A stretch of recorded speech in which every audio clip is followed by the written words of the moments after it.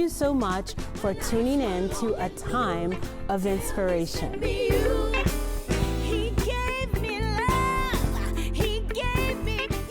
Welcome back to Gallery Guichard virtually. My name is Andre Guichard, artist, curator, and co-owner of Gallery Guichard.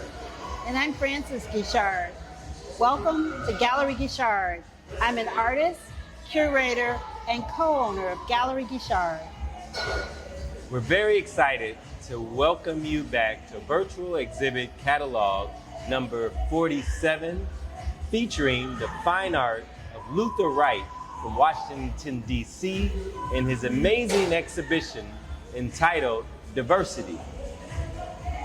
We met Luther. We met him in Washington, D.C., and he had spectacular work that delved into the information about family, sisterhood, and also the lottery. Wait till you see the work. So you have an amazing ride in store. Luther Wright has just arrived from Washington, D.C.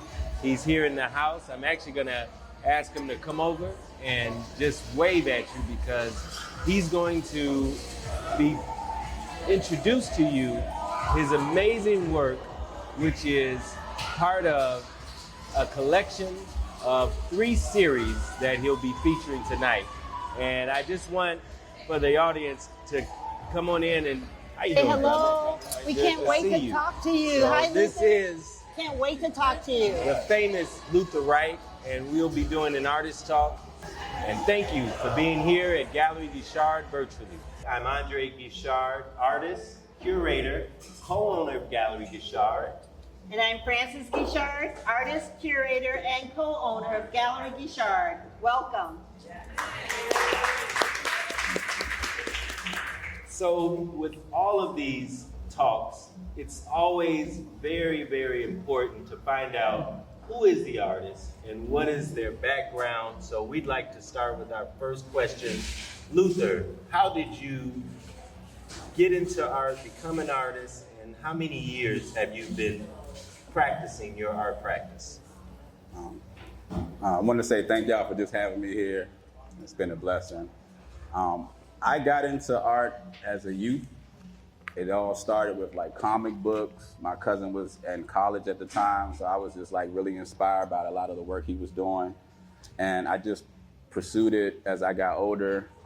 I remember being in the art store with my mom and just being like, hey, can you pick up some paints? And I really didn't know what I was doing at the time, but she believed in that vision. And after I got paint all over her carpets and everything like that, you know, she was like, you know, you really got something here. So I went to college for it, and that's where I got my formal training in oil painting, and just kind of blossomed after that. Excellent. That's awesome. So, you know, it's always wonderful to hear the stories about how an artist gets started and what inspires them. But can you tell me a little bit about who is your inspiration? Are there other people or other artists that inspire you to do what you do? I would say I'm inspired by the community and everyday folks. A lot of my work revolves around my personal experiences. So it's based on real life. I'm not a fan of like painting celebrities and things like that. So I paint people that I come in contact with. I paint experiences, and I try to relate that through the canvas for art. So this series, or this exhibit, Diversity, is broken into 3 bodies of work. And if you look behind me, there's a Cubist series. And by cubism, those dark lines and the color, it's very similar to what you see in stained glass windows. Cubism, while we know Picasso was a Cubist artist, Cubism actually comes from Africa. So I think it's really exciting to see artists of the African diaspora that live in DC painting in styles that you see that originate in Africa. But then there's also the dance series, and there's another series that is the lottery series that we'll talk about today. But I'm going to open up with what was the inspiration and meaning and the story behind Mother's Keeper directly behind you. All right. So Mother's Keeper is a part of my line color theories collection. And that was just testing the relationship between lines, color, and balance. Mother's Keeper is basically from the phrase, my brother's keeper. We always hear that in movies, but I feel like women and moms are like the backbone sometimes of the household. And we overlook our women, you know. So I wanted to put an emphasis on this piece as you see the mother nurturing one child as is another one on her back. And I feel like that's kind of the weight that our women deal with on a daily basis, whether it's their own kids or kids in the community that they're trying to nurture and bring up. So I wanted to kind of pay tribute to that and that resilience that I've seen within our own women. Awesome. You know, I know you when we first met from the series that you did with the lottery about, you know, the policy, but I want to know about the dancers. I really love the dancers, the movement within that, the sparkle, the color, the energy. Tell me a little bit about why you created that body of work and what's the medium? The dancers are mixed media. When I dove into that body of work, I actually was looking to experiment with a lot of things that I didn't like as an artist personally. Like I didn't like glitter, I didn't like glass, I didn't like all of these different things.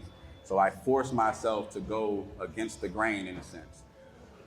It's also a tribute to my mother, who was a dancer for several years. She went to the Duke Ellington School of the Arts, Performing Arts for Dance. She also started a dance studio after her practice at school, and just had that studio for about 10 to 15 years. So I was around dance all my life, and I watched her pursue her passions for years, and actually was successful with the studio until she decided to retire. So this was basically a tribute to my mom and her following her passions as I follow my own. I have a question around the dance series and the colors that surround that each dancer. Is that the movement of the dance? Right. I wanted to try to capture the actual movements in dance. I thought that was the most beautiful part about dance. And I would get mesmerized by watching the performances myself. Sometimes I would actually paint live at her recitals. So just to see that and to see her progress over the time and actually see her struggles and her ups and downs with that too, it kind of pays a tribute to like what I've been going through as an artist as well. So I kind of respect my mom a little bit more after, you know, going through this myself and seeing what it was for her to pursue her dreams. So even with the dancers, I tried to focus on like colors of royalty. I wanted it to be like regal. So when you see it, it's just a timeless beauty. Almost like what Jay-Z says with his art, with his music, you want to create timeless hits. So I try to do the same thing with my work. So the next series is the lottery series. And part of the reason that I thought it was kind of a meeting of the stars when we met Luther is because of the history of the building we are all in right now. This is sacred ground in our community, and a lot of people may or may not know, but this building was the first department store owned by an African American in the entire country. And Bronzeville Artist Loft, that it's known for now, used to be part of the Ben Franklin chain. And the Ben Franklin chain in the 30s, 40s, and 50s would have been the equivalent of our Macy's. But two brothers, the Jones brothers, at that time had the highest generating policy in the country, which would have been the equivalent of the highest generating lottery in the country. And their policy was so successful that reportedly they were generating $10 to $15 million a month in the 30s and 40s. So they would have been known as some of the most successful black men in the country, but because policy was illegal, you never heard their names. It's just till now that this history is out there, But because this building was purchased because of the revenue of policy, I think when we first saw that next series, when we were in Washington, D.C., we were thrilled because when we saw the images online, we thought those colorful pieces were kente cloth. But those are actually scratch-off tickets. In the background are lottery tickets. So what an irony to have this amazing artist in the home where policy was brought to his fame, and eventually this policy would try to be taken over by the mob. And the governor of Illinois said, well, let me step in, and we're just going to call it the Illinois Lottery. So that's the history of this building. So with that, I just want to add one thing to that. You know, when you talk about policy and you talk about the wealth that they built, they also gave back to the community. So they made it so possible for people who wanted to be entrepreneurs to be able to take a loan from them and be able to help them open up their own establishments. So the policy really carried more than weight than just a person winning money out of the pot, but also helping and giving back to our community. So with that, I'd like if you could speak about that beautiful piece in the far right of the gentleman with his head up. That is one of the policy lottery pieces. If you could tell us the title and the inspiration and how the others also fall into that series. All right. That piece is titled Studio Muse. It's actually from the American Dreaming series. That's what the series is called, American Dreaming. So it's based on financial literacy, freedom, and what the lottery meant in the Black community. And as they stated, it started off as a game of policy. And a lot of people know it as running numbers. And then it was kind of taken over and made illegal. But like she said, a lot of middle-class families, a lot of people were getting through the day-to-day because of these games and because of like the success that a lot of the policies were having. This piece is a representation of a brother that's back in D.C. He's actually also a creative. He runs a platform called Studio Muse. So during the pandemic, I had the opportunity to paint a large-scale mural on the side of his building. So I'm just inspired by his creativity and the things that he's doing in the community. So like I said, I also pay tribute to other creatives and just real life people that I meet. And if I'm inspired by something that they do, I might tap into it. So you might get a painting of yourself one of these days. You know? Building wealth in the Black community. I love that. Yeah. You know, he also has one other series, unless you were going to say something on that one. The series that I feel like you're inspired by Basquiat. Is that? It's in a sense. Okay, so tell us a little bit about that. All right. That's a neo-expressionism series. It's the funny thing about that series is when I actually started to do that style of work, I didn't even know who Basquiat was at the time. And a lot of people would reference that work to Basquiat. I exhibited at Art Basel in 2019. They used a couple of the pieces for the promos there. So I was really tuned into that style of work. For me, it's the first time I was creating without boundaries. I was just letting whatever I felt come out onto the canvases, different topics and subjects that I just had on my mind, it would just come out. So it was no right or rhyme or reason to it. It was just whatever was coming out at the time, and those pieces kind of translate to that, right? So one piece is called Vacas, which translates as cattle in Spanish. And it's talking about the correlation of the North Atlantic slave trade and the combine for the NBA, and how those processes are similar, how they dissect your body, how they're looking for flaws, how they're doing all of these things, and the correlation of like what that is to the slave trade. And growing up as an athlete, I had to go through those processes myself. So like I said, though that series was just more personal. It was the first time I was just exploring who I was as an artist and just kind of letting that come out on the canvas unapologetically. Awesome. And that body of work is on this east wall here, Bacchus 1 and 2. So this is the time of the Artist Talk where we invite the audience to ask a question. It can be about a particular painting, if you'd like to know the inspiration, and know that no question is a stupid question, because an educated consumer is always the best. You understand what the work means, what the artist's inspiration was, what the mediums are. You are aware that it's an original work of art.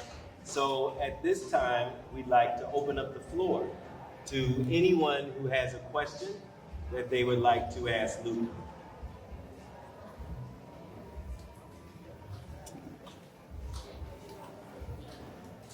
My name is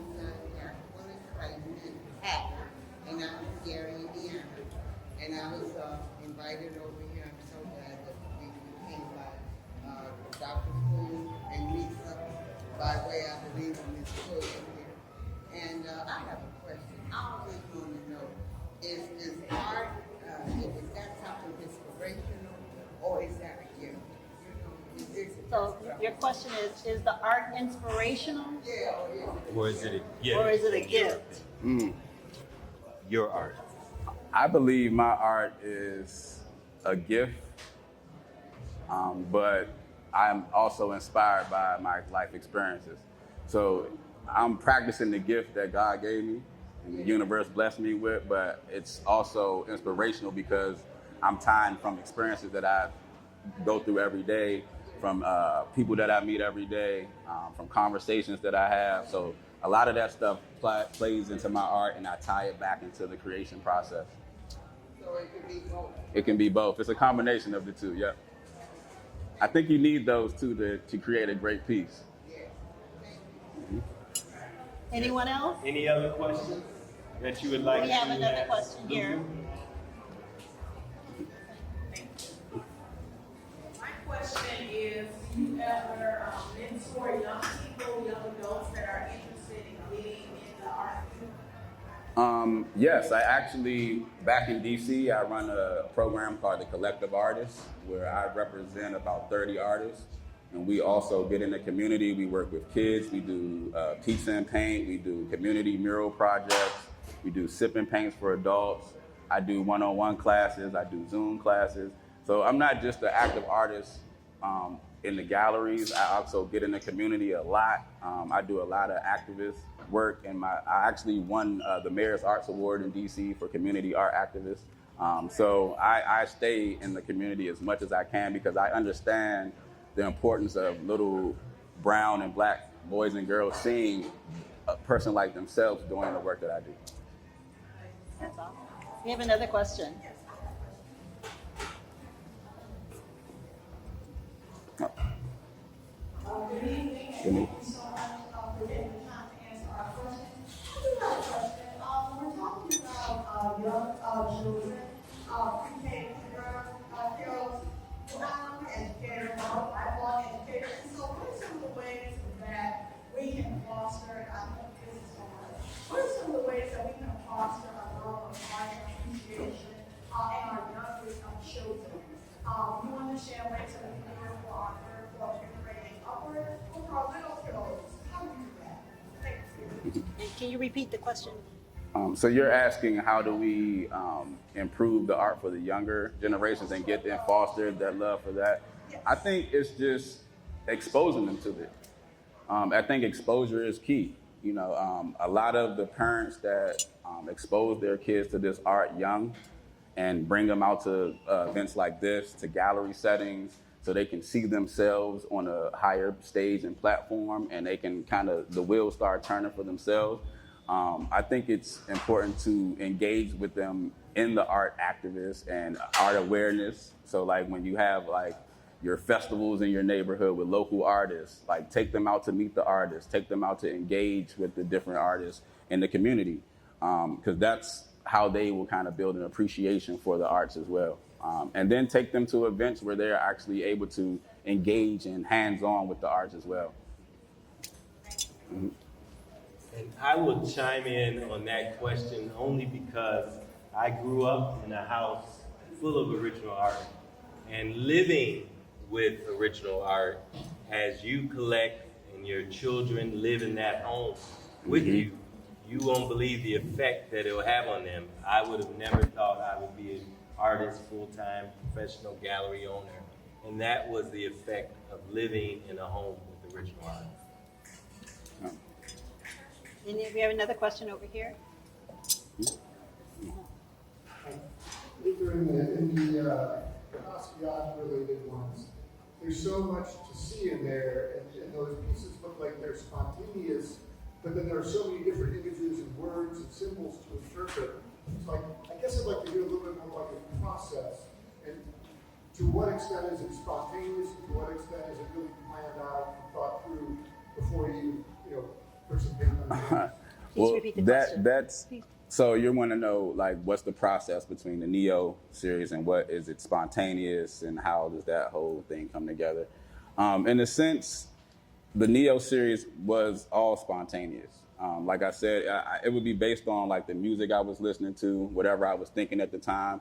And you'll see different pools of information on it because those pieces were all kind of laid out at different times. And I might come back to them a week later, or I might, whenever I might walk past and then when something speaks to me within the piece and I'll put a new piece of information in it at that time. So then it kind of relates. It's almost like I wanted it to read almost like the Bible in a sense, right? It's like when you read the Bible, it means different things to you at different times in your life and when you read it, right? So like one passage might not mean the same to you when you're 20, but it resonates different when you're 40, right? So the pieces, I wanted you to, every time you see them, you find something different that might pull you or attract you just for that moment. And then the next time, something else might totally pull you in. So like, I think this, being sporadic in how I add information, it gives the viewer that same kind of sporadicness when they see it, and then you want to come back and see it again, and then you might pull something totally different from it the next time. Any other questions? You have another question? Andrew? I've been active all my life.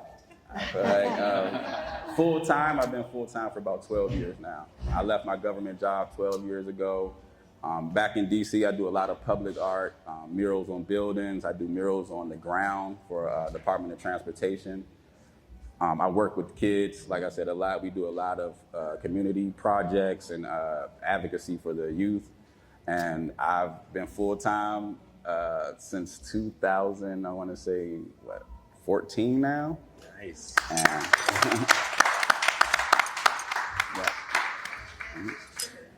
When you say you do art on the ground, so are you one of the artists that is responsible for the art that almost looks like I could fall into? Yes, I do those projects. I do three-dimensional pieces on the ground. The biggest piece that I did that got like national recognition was we did Breonna Taylor's mural on the ground. It covered 2 basketball courts, and we did that right around the time of her death, and it caught national attention. I think like Kevin Hart reposted it on his social media, and that project was really special because we didn't know the outpour that we was going to get from that, and we had about 100 volunteers come from all over just to help out with that project. We had sponsors, and it just became way bigger than we even thought, and it was Breonna Taylor with Black Lives Matter, and it was just a beautiful project. Like I said, it was over 100 volunteers, and I was just one of the lead artists on that. So those projects are what kind of like funneled into the other projects in the city, and a lot of those projects on the ground become like curb extension projects where they're trying to bring awareness to pedestrian safety and stuff like that. So they're using the art now in a lot of different ways just to engage with the community. So. Any other questions? Well, we do invite you to, after the talk, pull Luther aside for a one-on-one for any additional questions. But I want to close with, and I know Frances will have some things that are on her heart, that this is one of those opportunities where an artist, when they have a solo exhibit, they really undress themselves in front of an audience. Most of us, or many of us, Frances and I both left corporate America, you get to go to work, do your work, and it's just privy to your manager, your bosses, and your associates. As an artist, they undress themselves to the public. and expose themselves in a way that takes a whole lot of courage and money, because he has to finance to move his work across the country, then travel here so that you can meet him. So all that I ask is that if something speaks to you and it really touches your heart and it's something you can live with, let us know, because that's really what our passion and our mission is, to create platforms like this so collectors can meet amazing artists like this from around the world, around the country, and we've been doing it for 20 years. And we are very happy that so many of our artists have been able to connect with so many of you in the community. So with that, I say, let's give Luther his proper grade and acknowledgement. If it's an A, let's give it to him. And let's celebrate Luther, because he put it all on the line so that you get to know who he is and what his expressions mean. So, we thank you for your continued support in art activism, because it's you that are the brick and mortar of Gallery Guichard. So thank you. And I like to add, this is an opportunity, as Andre said, to pass on wealth and culture.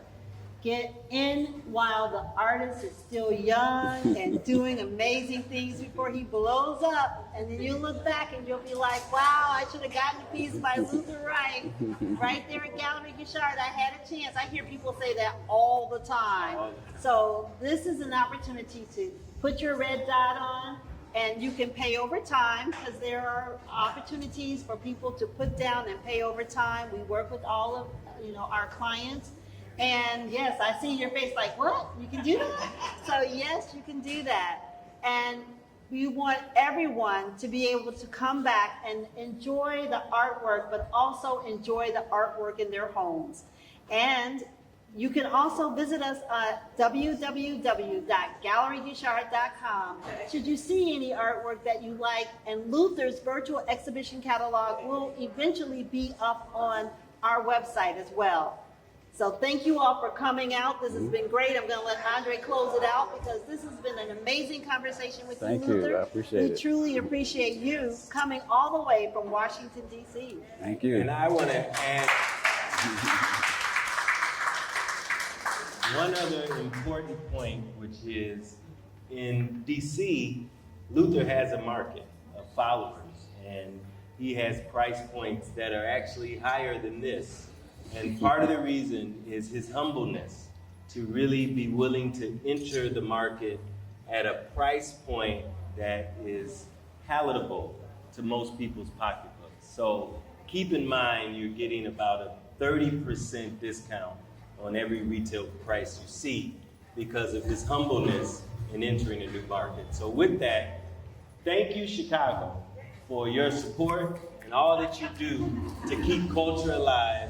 And as I love to end with at all of our events, go Bronzeville! Thank you so much for tuning in to a time of inspiration.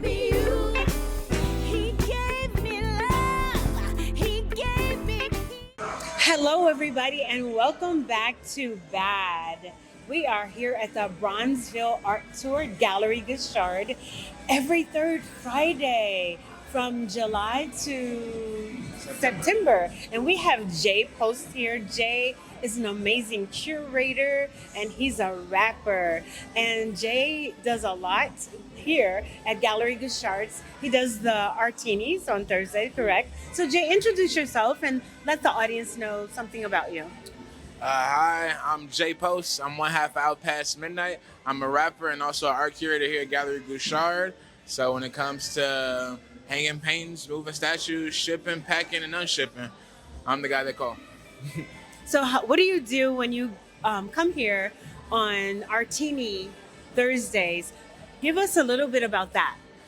So on Artini Thursdays, I come out and I perform as a part of the poet segment. I am a hip hop artist as well as a poet. So I come here, I share some music, I share some poems. Yeah. So what are you looking forward to doing tonight, or what is the most exciting thing about tonight that you're looking forward to? most exciting thing I'm looking forward to is definitely going up and trying some of the yummy food that the artists have in the artist loft. Because we never know what it is, but it's always great. Awesome. Yeah. Well, thank you so much, Jay, for taking the time and doing this interview. We really appreciate the work that you do at Gallery Guichard. Thank you. Appreciate it. Have a good one, guys. Yes, we're at the Bronzeville Art Tour, and we have Parlay here. Parlay has been coming to Gallery Guichard and knowing the Guichards for 30 years. And tell us about that, Parlay, your interest in being a part of Gallery Guichard and the Bronzeville Art Tour. So we met the Guichards about 30 years ago, and we were in their gallery. We were there as an invitation from a friend of ours who was associated with them. And that first experience, just walking in there and seeing all of the amazing work that they had, we purchased that very first time this beautiful work from Jason Jones, who I believe is still around and still creating. After that, we would see them at different shows. We come to the galleries. We actually purchased some of their works, their personal works, within the last year or two. So we are so excited about what they do in the community, how much they support and uplift Black artists. It's just an honor to be part of that and to be in the presence of all the amazing things that are here. So Parlay, what drives you to a piece of art, and what drives you to pick that, I want that piece? So sometimes it is that pop of color. Maybe not the entire thing being bright, but something like this is absolutely amazing. But it'll be something just so genuine that you know the artist focused on and then started the creation. So that's really kind of what drives us. There's one that Francis did called Flowers. And it was the blue and the background, and we just had to have it. Lord, you in, It just right? did. It did. It was awesome. Yeah. So how long have you been a collector? Oh, about 30 years. Oh, yeah. so We you have a started few collecting other. right Yeah. when? We have a few others from other galleries that we've been to, Chicago and outside. So, yeah, it's kind of our thing right now. An addiction, Present. Parlay. Yeah. Just a Most little bit. collectors, they have an addiction to art, which is a good thing. It is. Yes. It is. Well, thank you so much, Parlay, for taking the time to talk to us on a time of inspiration. Absolutely. We really appreciate it. Glad to be here. We have little Danny here. Danny is an artist, and she's drawn some art pieces that are being housed upstairs. So, Danny, how did you get into art? It was just my grandma that inspired me. Inspired you? Yeah. How long have you been drawing art? I don't know anymore. It's just been so long. It's been so long. How Yeah. old are you, Danny? 9. How long have you been coming to the Bronzeville Art District Tour? I was coming as soon as I moved here. So the first one that I had was about 3.5 years ago. Okay. So where did you move here from? Georgia. Georgia. Wow. So do you like Chicago? Yeah, it's a pretty fun place. Yeah. Well, Danny, thank you so much for taking the time. You're the youngest artist that I've ever spoken with. And what is your name, dear? London. London. Oh, London. So how did you find out about the Bronzeville Art District Tour? My godmom is friends with the owner, and I come here a lot. Awesome. Well, thank you guys for stopping by to talk to me. All right, bye. We're here still at the Bronzeville Art District Tour at Gallery Guichard. We have some newbies here. This is their first time. So how did you guys find out about the Bronzeville Art District Tour? We were invited by some friends, and we thought we'd come. It was our first time, and we thought we'd just come and see what it was all about. Yeah, so what do you think about it thus far? We're actually amazed. We walked in the door, and we met Andrew, and he kind of gave us a quick summary of what was going on with the statues, and we've been blown away so far. Blown away. So are there any specific pieces that stick out for you? You know, I think we're just kind of getting the lay of the land, but as we look at the sculptures and just the artistry of it and how beautiful it is, you can't really get a feel for it until Yes. you really see it up close and in person. And you know, some of the sculptures are from, a lot of them are from Zimbabwe. That's what it is. Yes, yes. And the artist that's going to be here tonight, we're standing in front of his piece, Luther Wright, and All Against the Wall. So thank you guys for being here, and thank you for braving it to come on for your first time to do an interview. I appreciate it. Absolutely. Thank you for having Thank you us. for having us. All Appreciate right, enjoy. Thank you. We have Fernanda here, and it's so easy for me to say that name because my sister-in-law is named Fernanda. But Fernanda, this is your first time. What brought you to the Bronzeville Art District Tour at Gallery Guichard? I was actually looking for things to do in Chicago this weekend, and Block Club Chicago publishes a newsletter every week with things to do in the city, and this popped up. And one of my goals is to get to know the city better, and so I've never really gotten to know Bronzeville, so here I am. Right. So what do you think thus far since you've been here? What are your thoughts? I mean, this is such a gem. Like, there's a piece over there called Another World. Yes. I really like that piece. You like that piece? Yes. Are you considering that piece? Maybe.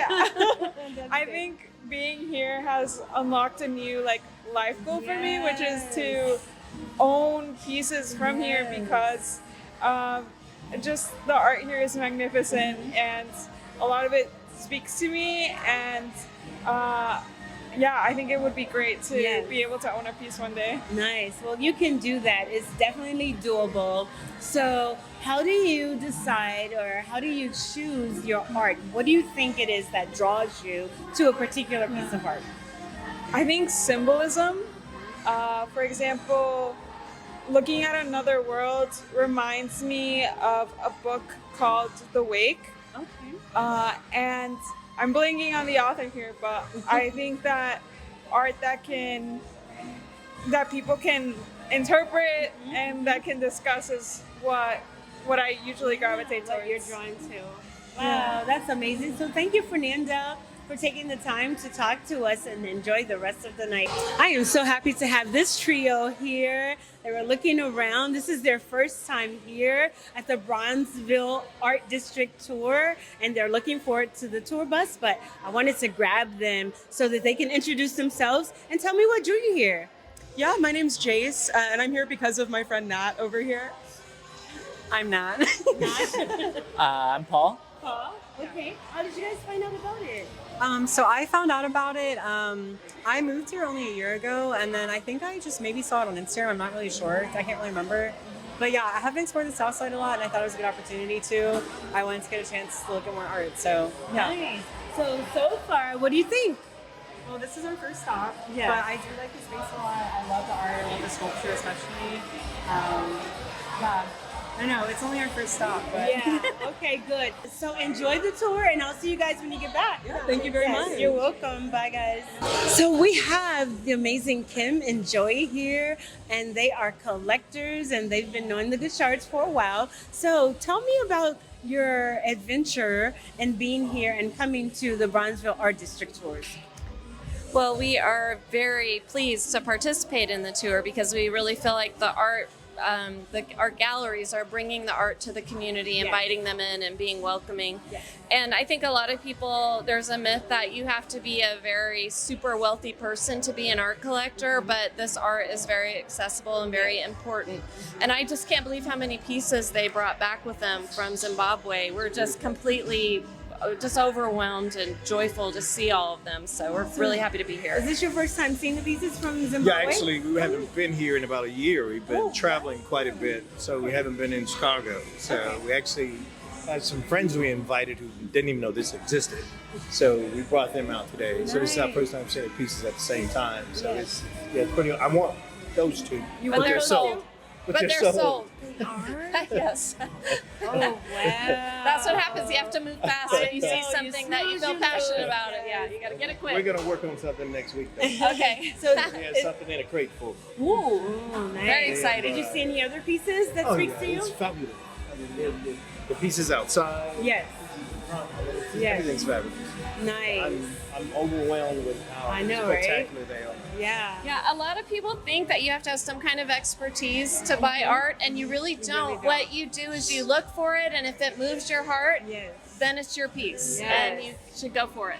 It just means how it speaks to you. That's right. Yeah. Uh-huh. So thank you, Kim and Joy, for stopping by Thanks to for talk having to us. Uh-huh. Good to meet you. You too. Enjoy. Yeah. Okay. And we have an amazing couple again. So can you guys give us your name and tell us what drew you here on tonight? My name is Danielle. And I'm Quincy Glover. And my friend Ebony told me that we're doing a tour of art and stuff, and she knows me. Nice. So it's the Bronzeville Art District Tour. And what are you looking forward to mostly about the tour and then seeing the art pieces? Exactly. That part, right? Yes, when I was here before, it was pretty nice. It was a special event for the Eastern Stars and Masons, but I'm seeing all the arts.